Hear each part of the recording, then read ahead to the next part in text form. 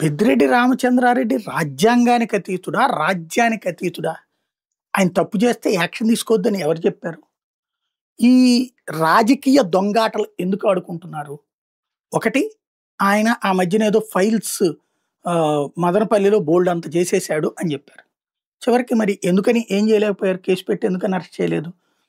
ఆయన అడవిని ఆక్రమించుకున్నారని ఇప్పుడు ఏదో వీడియోలు, ఫోటోలు తీస్తారు. మనం కూడా ఇప్పుడు ఈ పైనుంచి వెళ్తే ఇప్పుడు కరకట్ట వెనకాల ఉన్నటువంటి ఈయన అక్రమమే కదా!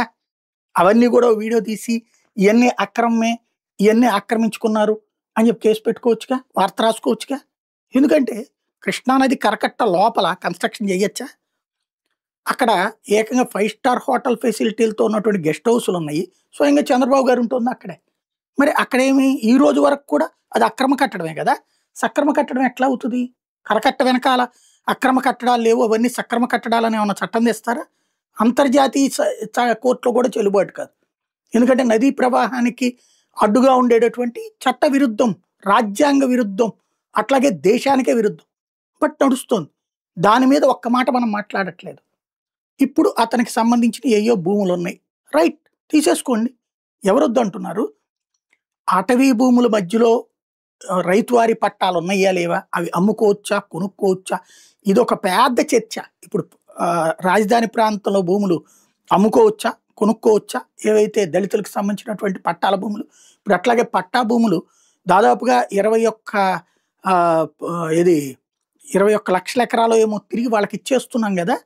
అంటే ఏంటి? ముందు వ్యవసాయం చేసుకోవడానికి అనుమతి ఇచ్చి, ఆ తర్వాత వాటిని వినియోగించుకోవడానికి అనుమతి ఇచ్చినయి అనేకం ఉన్నాయి. అది తప్ప శిక్షించండి. ఎవరొద్దన్నారు?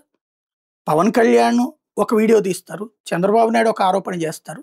ముందు ఒక ఆ మధ్యన వచ్చేటప్పటికి ఏదో ఎర్ర చందనాన్ని నేపాల్‌కి అమ్ముకుంటున్నాడు. ఎందుకు పట్టుకోలేకపోతున్నాం మనం? ప్రస్తుతం ఓన్లీ రాజకీయం కోసమే మాట్లాడుతున్నాం. రాజకీయం కోసమే చేస్తున్నాం. చట్టపరంగా చర్యలు తీసుకోవడానికి ఎవరు ఆపుతున్నారు? చంద్రబాబు, పవన్ కళ్యాణ్ ఇద్దరు ఒకటే కదా! ఎందుకు ఆగుతున్నారు? తీసుకెళ్ళి పెద్దిరెడ్డి ఎందుకు అరెస్ట్ చేయలేకపోతున్నారు? చేసి చూపెడితే సరిపోతుంది కదా! దాంట్లో కోర్టులో నిరూపిస్తే సరిపోతుంది కదా! శిక్షిస్తే సరిపోతుంది కదా! అవసరమైతే దీనికోసం సిట్టింగ్ బెంచ్ ఏసేయండి. ఏర్పాటు చేసి పడేయండి. పెద్దిరెడ్డి, మిథున్ రెడ్డిల మీద ఆరోపణల మీద విచారణలకి ప్రత్యేక ఒక బెంచ్ ఏర్పాటు చేసేయండి.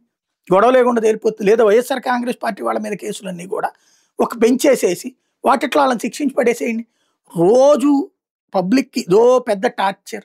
నిజమేంటో తెలీదు, అబద్ధం ఏదో తెలీదు. పెద్దిరెడ్డి దుర్మార్గాలు చేశాడని ఇటు పేపర్‌లో రాసేస్తారు. ఇక్కడే వీళ్ళే విచారిస్తారు, వీళ్ళే శిక్షించేస్తారు కూడా. ఆ తర్వాత వాళ్ళేమో ఇదిగో కాదని చెప్పేసి వాళ్ళ పేపర్‌లో ఆళ్ళు రాసుకుంటారు. వాళ్ళేమో శిక్షను రద్దు చేసేసుకుంటారు. నిజమేంటో అర్థం కాక జుట్టు పీక్కోవాలంటే చివరికి సీరియస్‌నెస్ చచ్చిపోతుంది కేసుల్లో. ఇది అసలు సమస్య.